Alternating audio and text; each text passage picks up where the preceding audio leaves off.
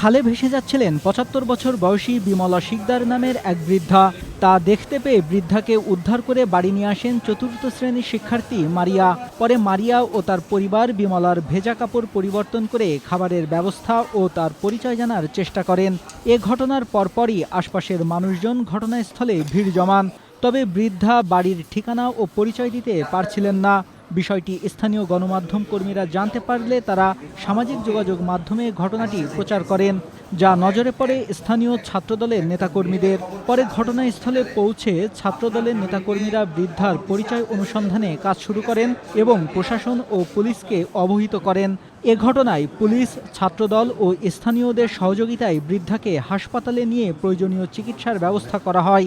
এদিকে বৃদ্ধার পরিচয় জানার পর তার পরিবারের সদস্যরা হাসপাতালে আসলে তাদের কাছে তাকে হস্তান্তর করা হয়। বুধবার বিকেলে পিরোজপুর পৌরসভার শেখপাড়া এলাকায় ঘটনাটি ঘটে।